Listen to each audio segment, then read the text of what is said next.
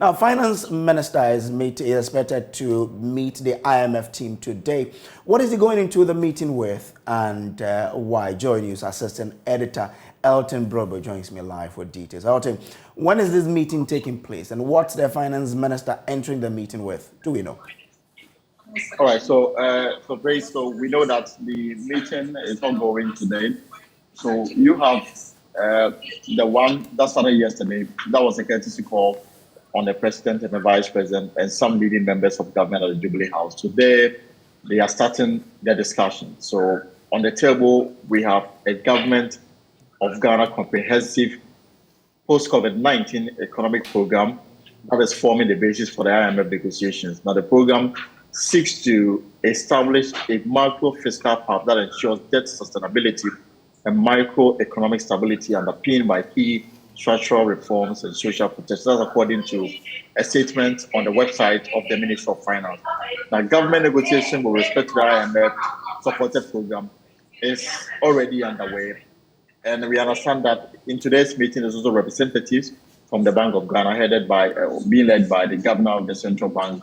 And they are looking at how best they can come to a decision on the restructuring of the country's debt. Now, what we are picking from the meeting is that our balance of payments deficit has moved to nearly $2.5 billion as at the end of June.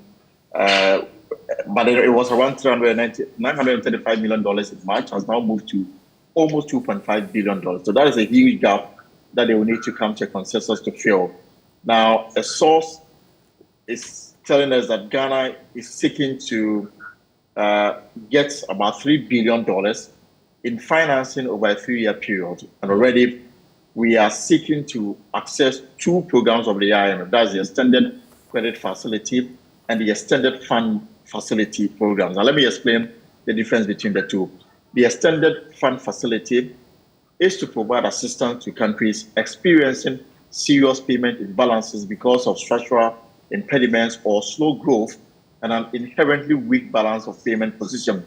And the Extended Credit Facility provides financial assistance to countries with protracted balance of payment problems. So these are our issues. I mean, clearly, we've diagnosed this and we've come to the decision that we will have to access the Extended Credit Facility and the Extended Fund Facility in a move to close the gap between $935 million and now $2.5 billion. In between which, we need some financing immediately to close this gap. And the government is hoping that for the next 11 days, they will come to a decision with the expectation that by the end of this year, a program will have been signed and then assessment of the money will start in January. So this meeting will take place today, after which, what next? It's already underway. So the meeting for the next 11 days will discuss government program. The IMF will have to assess it and come to a decision whether it is worth their money.